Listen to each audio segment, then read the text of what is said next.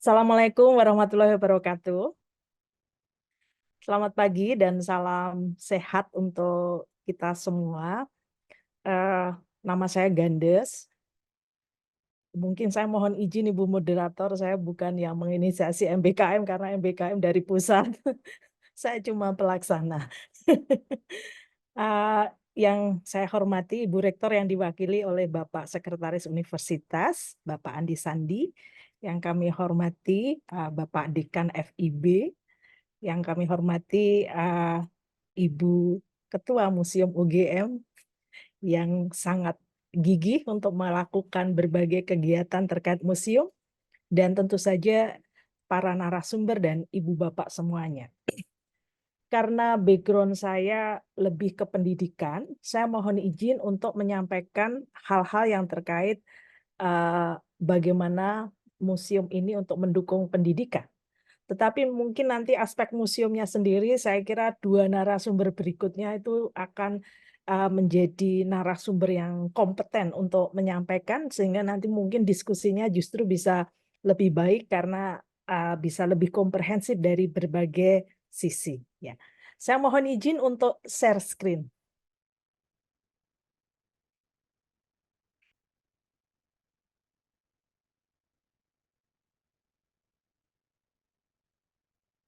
Apakah bisa terlihat dengan jelas? Terlihat ya, matur nuwun. Ya, Hmm. Ibu Bapak, eh, di sesi ini saya akan membagi pembicaraan saya ke dalam tiga bagian. Bagian yang pertama adalah sebenarnya kenapa ya memberi kesempatan mahasiswa untuk spending waktu belajar di luar prodinya, mempelajari sesuatu yang lebih sesuai dengan apa yang menjadi minatnya, apa yang ingin interestnya yang dia ingin pelajari lebih jauh, itu penting. Itu bagian pertama. Bagian kedua adalah tentu saja terkait MBKM. Kemudian bagian ketiga nanti saya ingin menyampaikan, ini mungkin slide-nya bagian yang lebih banyak. Uh, Pada saat museum universitas itu akan menjadi partner untuk kegiatan MBKM, salah satunya berbentuk magang, kira-kira aspek-aspek saja apa saja yang perlu diperhatikan. Jadi tiga bagian itu Ibu Bapak.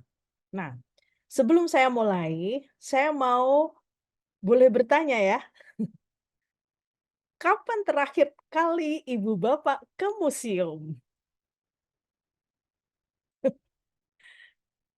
Boleh ditulis di chat. Tiap Setiap hari hari. ke museum. Tiap hari. Kalau Bu Nia dan teman-teman setiap hari, kalau dua narasumber yang lain pasti juga setiap hari gitu ya. Ini ada Bu Neni juga mungkin setiap hari gitu ya. Ibu bapak yang lain kapan terakhir ke museum? 2 hari lalu. Barusan. Ya jelas ini Bu Mimi. Ini yang punya anu ya, setiap hari ya. Ini karena dari museum. Uh, tapi belum tentu yang awam adalah setiap hari ke museum. Nah, saya sendiri terakhir kali ke museum adalah akhir November kemarin tahun ini. Kebetulan saat di London, kemudian saya biasanya suka untuk berkunjung ke museum yang ada di tempat saya mengunjungi. Dan memang menarik sekali belajar di dalam museum itu. Sering terkagum-kagum, sering merasa menjadi apa ya, kok saya banyak nggak tahu, dan kemudian juga sering merasa curiosity-nya muncul, dan keluar dari museum itu seringkali ada perasaan wow, amazing gitu. Jadi memang banyak hal yang bisa dipelajari dari di dalam atau setelah keluar dari museum bahkan. Ibu Bapak, seperti yang saya sampaikan tadi, saya akan mengawali dengan mengapa anak-anak perlu diberi kesempatan untuk belajar di luar program studinya. Nah, saya akan memulai dengan konsep yang disebut personalized learning. Personalized learning ini menjadi satu konsep yang semakin banyak diadopsi. Nah, personalized learning itu bisa diartikan sebagai bagaimana kita mengadaptasi proses belajar sehingga lebih sesuai untuk setiap mahasiswa, sesuai dengan kekuatannya, sesuai dengan potensinya gitu ya, need-nya, kebutuhannya, atau mungkin ketertarikannya. Dan di situ ada aspek yang terlibat, yaitu memberi kesempatan mahasiswa untuk belajar apa, bagaimana cara belajar, dan di mana mereka akan belajar. Sehingga ada aspek flexibility dan ada aspek support untuk memastikan bahwa mahasiswa mempelajari apa yang diinginkan tadi ke standar yang paling baik.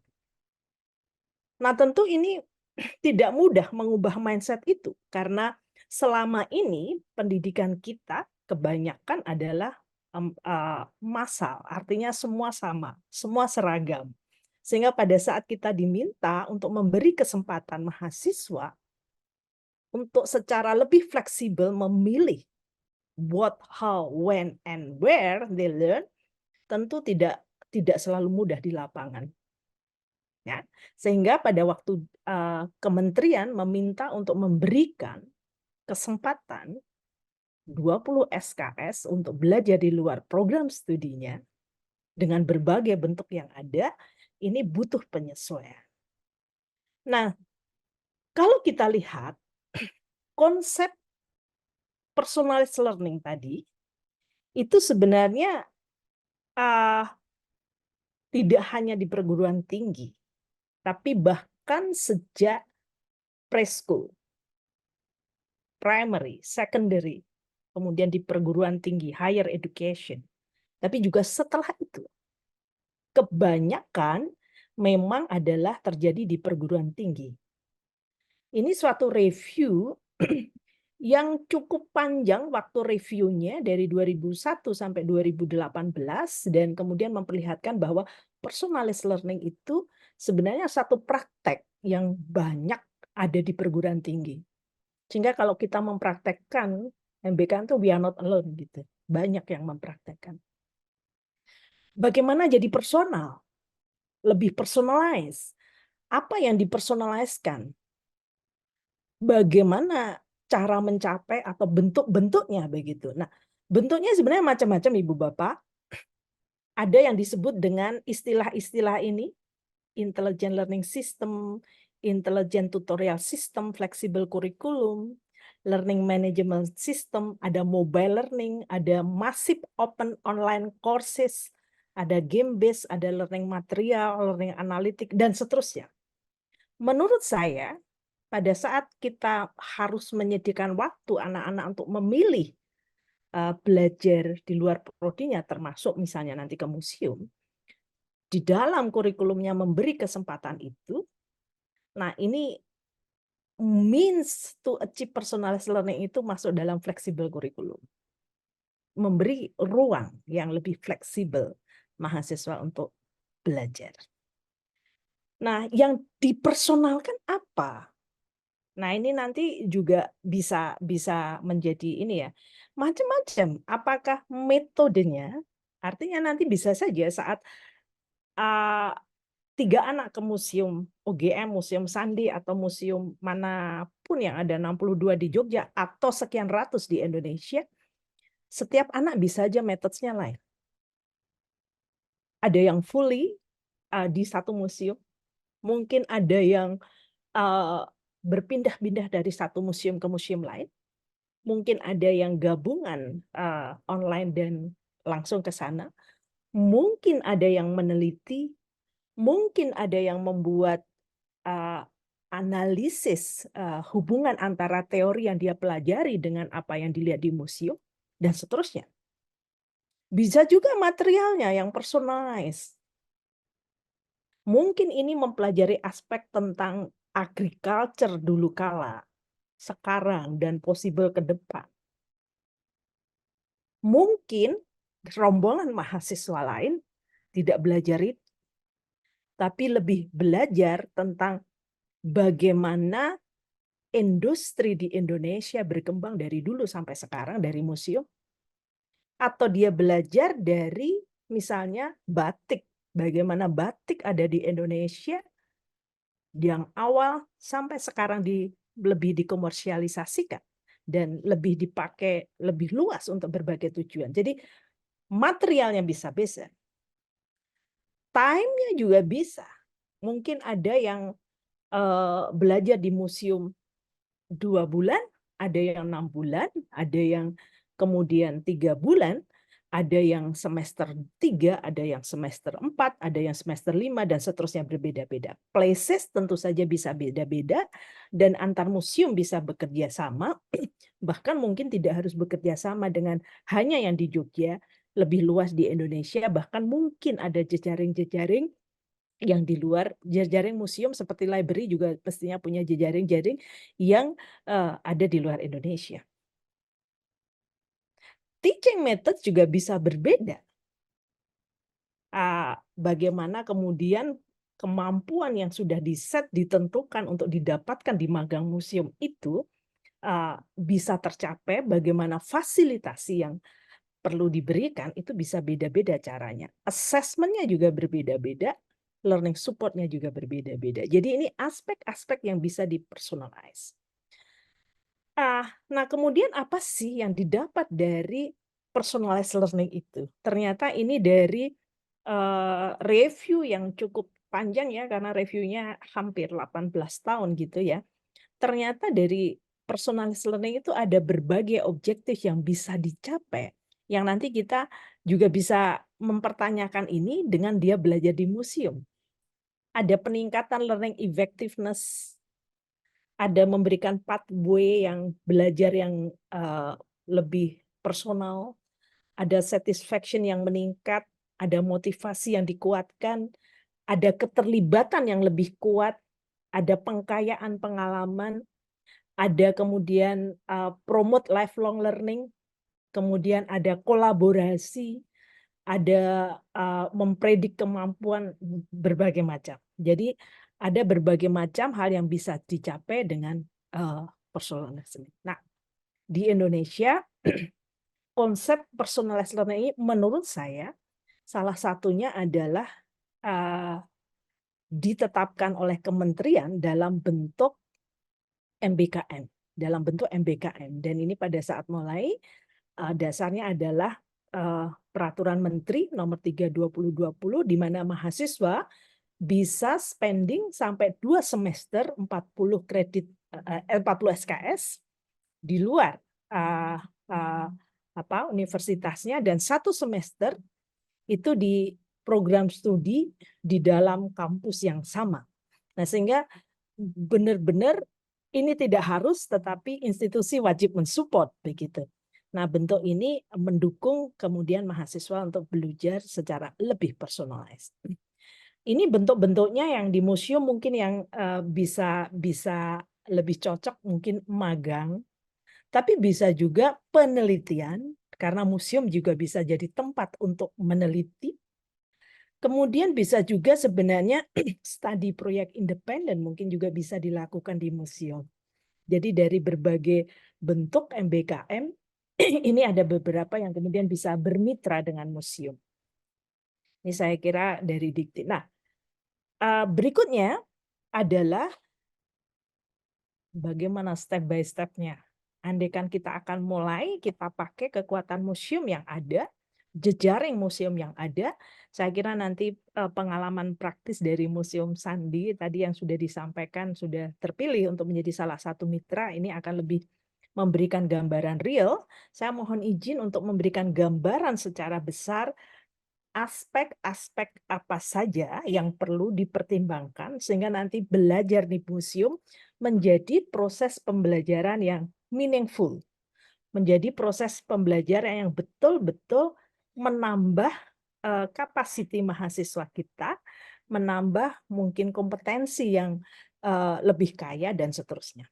Nah, saya akan mencoba untuk secara sederhana menyampaikan dari 10 step ini yang sengaja step by step supaya lebih terlihat, Tapi dalam pelaksanaannya bisa saja beberapa step itu sebenarnya nanti dalam satu waktu dipikirkan, direncanakan, disiapkan begitu ya. Oke, pada saat kita kemudian akan membuat satu program, entah itu courses, entah itu tadi ya bentuk kegiatan nanti apakah bentuknya magang atau studi independen atau kemudian research yang museum menawarkan sebagai mitra, itu bisa membuat program juga, walaupun bisa juga usulannya dari yang akan datang, mahasiswanya dan pembimbingnya. Tapi bisa juga museum offering program. Jadi ada beberapa kemungkinan apakah museumnya offer program yang memang ditata atau kemudian mahasiswanya membuat sendiri learning plan-nya akan apa dan museum sebagai wahana tempat dia belajar. Nah, ini andaikan museum akan offering program, maka ini step by step-nya. Yang pertama, the need analysis. Mengapa harus ke museum? Mengapa museum menjadi salah satu wahana yang potensial? Apa need di sana? Nah, bisa saja dari museum mengidentifikasi, kalau saya orang awam yang hanya sebagai visitor atau learner saat ke museum, bukan pengelola dan tidak mempelajari secara khusus tentang museum, saya melihat ada beberapa potensi. Kalau anak-anak ke museum dalam waktu yang cukup lama, itu dia bisa belajar bukan hanya terkait dengan objek yang ada di museum. Objek iya, pasti. Tapi bisa juga bagaimana kemampuan, skill mengkurasi. Ya mungkin untuk dua bidang tertentu itu penting. Saya lihat misalnya di Fakultas Biologi kalau nggak salah itu ada program profesi kurator. Nah itu kan butuh. Kayak apa sebenarnya proses mengkurasi. Pada saat anak-anak kemudian memilih ke museum itu bisa saja, oke, ada need itu bisa kita tangkap.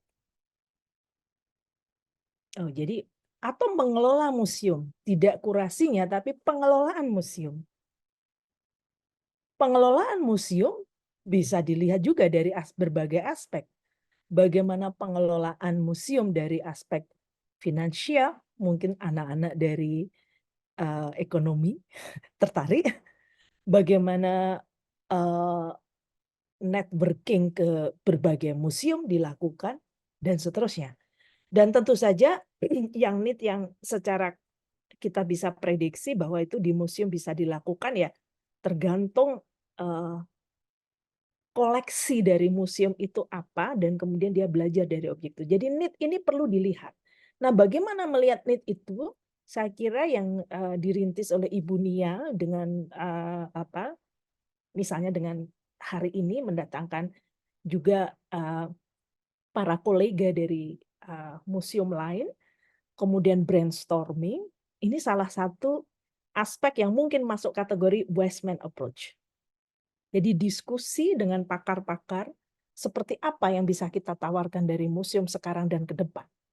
Nah, tapi bisa juga melihat dari misalnya museum yang keren dan museum yang kurang keren dalam pengelolaan koleksi atau penataan atau manajemennya, itu apa ya yang ini diperlukan kompetensi itu. Nah, ini juga bisa melihat need dari melihat apa yang existing. Yang berikutnya adalah tujuan. Ya, ini kalau ini pasti kita semua udah tahu ya. Tujuannya adalah kalau ada need itu, kalau anak-anak akan spending sekian waktu ke sini, tujuannya apa ya? Tujuan yang akan mereka mereka bisa kemudian demonstrasikan, mereka bisa tunjukkan, mereka bisa lakukan, mereka bisa kuasai setelah selesai program yang dia lakukan di museum itu. Apa kompetensinya? Nah, tentu tergantung tadi apakah aspek pengelolaannya atau aspek yang terkait objek yang ada di museum itu. Bisa saja bahwa tujuan akhirnya kalau misalnya di Museum Batik salah satunya mungkin adalah dia mempunyai kemampuan untuk mengetahui bagaimana batik berkembang, perbedaan pattern, cara, approach pembuatan batik dari satu daerah ke daerah lain, atau bahkan mungkin akan dari batik itu mempelajari apa impact-impact dari social culture, economic di sekitar tempat batik itu terhadap pattern batik. Jangan-jangan itu terpengaruh. Mengapa kalau di sini warnanya seperti itu, pattern-nya lebih dedaunan, bunga-bunga, tapi di sana mungkin lebih ke hewani, di sini mungkin lebih geometris, di sini mungkin lebih bisa jadi ada something knowledge behind yang bisa dipelajari. Atau bahkan bisa juga bagaimana hubungan batik itu dengan industri tekstil dan seterusnya dan seterusnya. Jadi tergantung. Mungkin juga ada di museum wayang. Banyak hal yang bisa dilihat dari sebuah museum wayang tentu saja. Filosofi di balik perwayangan. Bagaimana wayang dulu misalnya mengubah pola pikir, mempengaruhi pola pikir orang. Sampai sekarang seperti apa? Apakah prinsip-prinsip, nilai-nilai values dari pewayangan itu terbawa sampai sekarang dan seterusnya, atau peran wayang dari dulu sampai sekarang dan seterusnya. Tergantung di museum apa. Ya ini salah satu museum yang ada di Belanda dan ada yang ada di UK yang koleksinya mungkin berbeda-beda sehingga yang dipelajari bisa lebih kaya, tapi perlu apa aim-nya? Apa objektifnya? Yang ini kemudian bisa berbeda-beda.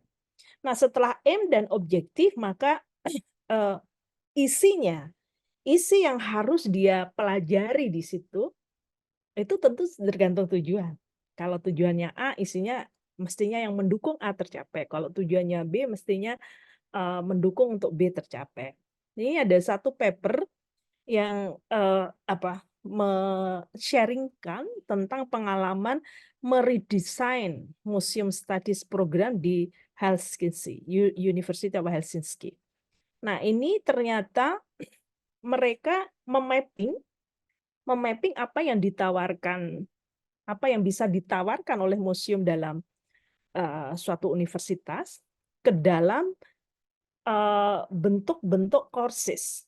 Nah, ini misalnya cukup menarik bagi saya yang tidak ini ya, yang orang awam dari museum itu cukup menarik. Ternyata bisa dari museum and education, museum and ethics, museum and marketing, museum security, museum and tourism. Kemudian ada relevant option dari cultural heritage studies dan seterusnya. Jadi ternyata banyak banget yang bisa ditawarkan andaikan kita mau membuat program-program yang ditawarkan, yang tidak hanya menunggu orang datang dan kemudian independen belajar sendiri sesuai route-nya sendiri, pathway-nya sendiri, bisa juga ditawarkan berbagai courses-courses yang keren-keren. Nah, ini isi. Nah, setelah isi, tentu saja bagaimana isi itu diorganize gitu. Nah, karena ini kaitannya dengan MBKM, Ibu Bapak, saya mohon izin hanya reminder, tapi mungkin sebagian Bapak Ibu sudah sudah tahu. Selama ini adalah yang diikuti adalah dari Peraturan Menteri Pendidikan Kebudayaan Nomor 3 Tahun 2020 Standar Nasional Pendidikan Tinggi, tetapi sekarang sudah diganti dengan permen yang baru. Dari permen ini, isi itu diorganize dalam satuan kredit semester. Satuan kredit semester ini bisa sekitar 1 SKS, 1 semester itu 16 minggu, ini sekitar 170 menit. 1 minggu dikalikan 16. Itu terbobot sebagai kegiatan pembelajaran 1 SKS. Dengan permen yang lama. Sehingga nanti bisa diidentifikasi ya, oke saat ke museum itu apa kegiatannya. Ada observasi, mungkin ada membuat analisis, mungkin membuat resume, report, mungkin membuat refleksi, mungkin bimbingan dan seterusnya dan seterusnya. Nah, itu bisa kemudian estimate, diprediksi berapa waktunya atau dihitung berapa waktunya dan bisa dikonversi ke dalam SKS. Kalau saya mau menyediakan 20 SKS atau 10 SKS dan itu nanti diberikan sertifikat, hitung-hitungannya sebenarnya kayak apa proses belajarnya. Ini dengan permen yang lama. Dengan yang baru, ini lebih simpel menurut saya. Karena yang baru ini mengatakan bahwa kalau tadi kan 1 minggu 170 menit, ada 16 minggu gitu ya. Kalau ini lebih simpel, karena ini adalah 1 SKS itu 45 jam per semester gitu. Bagaimana kemudian itu di-organize, di-arrange, disusun, itu ya yang penting bahwa proses belajarnya itu 1 SKS itu terdiri dari 45 jam per semester. Nah, ini menurut saya lebih fleksibel untuk mengatur isi tadi. Kemudian yang berikutnya adalah tadi ya, bahwa dalam 1 semester itu kalau untuk mahasiswa sarjana bisa 20 SKS mempelajari dalam program studi yang berbeda pada perguruan tinggi yang sama. Jadi misalnya anak-anak ekonomi belajar ke museum yang dikelola universitas, anak-anak mungkin kesehatan juga belajar di sana, itu dalam 1 universitas. Bisa keluar dari universitas itu sampai 40 SKS, yaitu bisa di luar perguruan tinggi, di perguruan tinggi lain atau tempat-tempat lain. Jadi nggak harus di perguruan tinggi lain. Yang sarjana terapan itu diwajibkan magang, ya. Itu bisa di dunia usaha, di industri, dunia kerja yang relevan 1 semester atau setara 20 SKS, tapi itu yang wajib kalau vokasi ada kewajiban magang. Tapi yang selain itu juga bisa tadi memenuhi beban belajar 2 semester atau 40 SKS di perguruan tinggi lain. Nah, ini yang perguruan tingginya wajib memfasilitasi. Nah, ini kira-kira berarti nanti berapa waktu yang harus kita prediksi kalau ada yang menawarkan magang, program magang, ya begitu. Kita akan tawarkan hitungan SKS-nya seperti itu. Mahasiswa itu punya hak untuk spending 20 SKS di luar prodinya 1 universitas atau 40 SKS di luar perguruan tingginya. Ini saya kira basic-nya. Kemudian bentuk-bentuknya ini nanti kalau kembali ke program studinya kan dia harus dia akan seperti apa merekognisi itu. Nah, sebenarnya ada 3 bentuk dasar ya. Yang bentuk pertama adalah yang disebut free form. Ya. Pokoknya kemudian belajar dalam 1 semester itu mungkin sekitar 6 bulan ya 20 SKS itu tidak disetarakan dengan mata kuliah di prodi yang dia belajar. Tidak, tapi langsung diakui, dimasukkan gitu. Jadi misalnya itu magang di museum UGM dan jejaring museum di Indonesia gitu misalnya. Ya udah itu masuk aja, tidak disetarakan dengan mata kuliah yang ada di prodinya. Ini disebut free form gitu. Yang lain adalah yang disebut structure form. Ya. Ini dia belajar di luar, kemudian saat pulang itu distrukturkan sesuai dengan kurikulum yang ditempuh oleh mahasiswa di institusinya, artinya disetarakan dengan mata kuliah yang ada dalam kurikulum itu. Sehingga kalau sudah mengambil itu mata kuliah yang ada di kurikulum prodinya itu dia bisa nggak ngambil. Bentuk yang lain tentu saja adalah gabungan, free form dan terstruktur. Nah, ini contoh dari buku panduan MBKM saya ambil dari sana. Misalnya magang di industri gitu ya. Ini bentuk bebas 20 SKS begitu ya. Kemudian ini apa saja yang tadi saya slide kedua saya, apa yang akan dicapai gitu. Nah, ini ternyata ada hard skill, soft skill. Hard skill-nya ada 3, soft skill-nya ada 5, dan masing-masing ada padanan bobot SKS yang diprediksi ya. Nah, ini bentuk bebas, jadi nanti ya kalau pulang itu kemudian tidak disetarakan di dalam mata kuliah yang dia punya listnya di prodinya. Tapi ini bentuk contoh terstruktur. Ya, ini terstruktur. Jadi misalnya ini contohnya magang 6 bulan di satu industri gitu ya. Yang dipelajari itu setara dengan mata kuliah yang ada di prodi yang dia terdaftar, setara dengan mata kuliah. Ini ada contoh 1, 2, 3, 4, 5, 6, 7, ada 7. Contoh, jadi kalau dia magang di satu industri itu setara dengan dia mata kuliah ini. Sehingga saat balik, itu maka nilai-nilai magang itu adalah nilai-nilai yang dipakai untuk mengganti mata kuliah ini. Jadi dia direkognisi untuk sehingga mata kuliah itu dia tidak perlu mengambil di prodinya. Ya.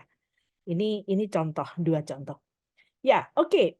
Itu tadi yang keempat, bagaimana diorganize. Yang kelima, strateginya apa, metodenya apa gitu. Ibu Bapak, ternyata museum ini menarik sekali memang karena studi tentang museum ini ternyata saya iseng browsing udah banyak sekali. Ini salah satu yang saya browsing ternyata museum ini juga bisa juga dipakai untuk pembelajaran yang disebut object based learning, object inspired learning, object based inquiry. Jadi itu banyak dilakukan di museum. Ya, itu seperti apa? Ternyata ada banyak paper, ada buku khusus yang juga kemudian seperti apa itu belajar di museum supaya lebih baik, lebih efektif, challenge-nya apa, potensinya apa. Ternyata itu bentuk-bentuk paper dan buku banyak. Dan kemudian ini juga ada satu buku yang Museum and Higher Education Working Together itu. Jadi ini juga tidak hanya untuk seperti visit beberapa jam serombongan satu bis gitu ya, nggak hanya itu, tapi ternyata banyak hal yang bisa dipakai di sana. Nah, jadi nanti tergantung metodenya akan apa, apakah object based learning atau yang lain. Nah, di museum ini objek yang di sana entah bentuk artefak, mungkin entah diorama, entah bentuk statue, entah bentuk apapun ya yang bisa demonstrate di museum itu adalah starting point, not the ending. Harapannya objek itu stimulate thought and reflection. Jadi saya bayangin justru mungkin bukan hanya tadi kalau tadi kan ada nyun sewu saya agak lupa, tetapi mungkin untuk pembunuh tikus gitu ya, kalau nggak salah di dalam video di awal itu. Jadi saat dia ngelihat itu bukan dia belajar tentang pembunuh tikus, tapi oke, dulu pembunuh tikus dengan bentuk seperti ini di eranya itu pas banget. Tapi bisa aja dengan melihat objek itu, dia kemudian melihat cara kerjanya, dan kemudian dia analisis sekarang, apa yang masih cocok? Kalau nggak cocok, so what possible equipment yang lebih cocok untuk sekarang? Nah, ini kan sebenarnya jadi benda di museum itu bukan bendanya saja yang dipelajari, tapi dia stimulate thought, provoking idea, untuk kemudian menjadi berpikir next-nya. Roket UGM. Kok bisa ya dulu udah ada roket? Kenapa sekarang berhenti? Teknologi roket itu seperti apa? Jadi bukan kemudian roket UGM-nya saja, tapi kemudian ini provoking curiosity, provoking kemudian another word gitu ya, ide-ide lain kemudian yang terkait mungkin roket. Sehingga sebenarnya objek di museum itu sekali lagi tidak harus di ending sebagai ending yang dia digali, tapi itu justru bisa sebagai starting point untuk ke yang lain. Nah, ini yang kelima dan keenam. Yang berikutnya tentu terus gimana memastikan itu tercapai kompetensinya adalah assessment. Nah, assessment ini nanti saat belajar di museum tentu banyak banget bentuk-bentuk assessment untuk memastikan kompetensi atau tadi tujuan yang ingin dicapai bisa tercapai atau tidak. Dari bentuk sederhana oral, assessment, membuat essay, membuat report, membuat video, membuat apa mungkin demonstrasi tertentu atau mungkin menulis tertentu gitu ya dalam bentuk essay mungkin justru dipublikasikan atau didiskusikan. Nah, ini berbagai bentuk assessment yang mungkin. Apapun bentuk assessment-nya, kalau bentuk-bentuk yang tidak objective based gitu ya, itu biasanya diperlukan satu instrumen untuk menilai. Nah, instrumen itu bisa berupa rubrik, bisa berupa rating, skill, dan seterusnya yang bisa didesain bareng-bareng. Kemudian kalau itu tadi bikin program, terus tuh pertanyaan lanjutannya adalah bagaimana itu dikomunikasikan, ditawarkan ke mahasiswa, dikomunikasikan ke staf-staf yang akan memfasilitasi dalam museum itu, sehingga mungkin perlu panduan-panduan atau mungkin flyer-flyer tertentu. Yang berikutnya adalah lingkungan apa yang akan dibentuk saat anak-anak datang ke museum itu. Apakah kemudian kan pasti di museum itu saya bayangin seringkali ada benda-benda yang nggak boleh sembarangan difoto, nggak boleh sembarangan dipegang, nggak boleh sembarangan kemudian diambil gitu kan. Tapi ada juga yang dan seterusnya. Kemudian bagaimana kemudian suasananya biar juga mereka yang pengen berhenti, berpikir, nulis, diskusi di situ ada, apakah ada yang nemenin, apakah ada yang bisa fasilitasi atau apapun. Environment seperti apa yang ingin dibentuk supaya kemudian saat belajar di museum itu menjadi pembelajaran yang menyenangkan, pembelajaran yang meaningful untuk mahasiswa. Environment-nya yang dibentuk di situ apa gitu. Saya merasa kemarin tidak ke museum tapi ke British Library, itu rasanya langsung, "Aduh aku pengen di sini lah ya sabbatical leave sekian ini." Karena saat masuk itu sudah rasanya, pengen belajar di situ, nyaman banget dan kayaknya tuh terus lingkungannya tuh kayak kayak wah mendukung banget lah kalau belajar di situ kayaknya nggak bosen-bosen gitu. Nah, jadi lingkungan seperti apa yang akan dibentuk. Yang terakhir tentu saja bagaimana proses itu dikelola, siapa yang bertanggung jawab untuk planning, implementasi, dan monitoring itu adalah intinya. Tapi terakhir adalah bagaimana itu, dikelola.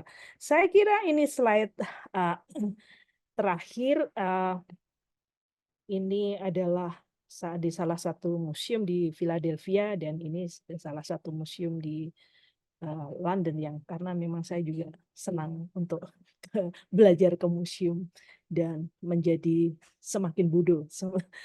Setiap ke museum itu perasaannya semakin bodoh. Jadi semakin pengen belajar lagi. Ibu Bapak, saya kira itu trigger dari saya. Terima kasih. Mohon maaf bila ada ketidakjelasan, kekurangan nanti bisa kita diskusikan. Waktu saya kembalikan kepada moderator. Terima kasih, selamat pagi. Wassalamualaikum warahmatullahi wabarakatuh. Waalaikumsalam warahmatullahi wabarakatuh. Terima kasih Profesor Gandes atas materinya yang sangat-sangat menarik ya, memacu kita untuk bagaimana ya supaya bisa membuat museum itu menjadi tempat magang yang menarik.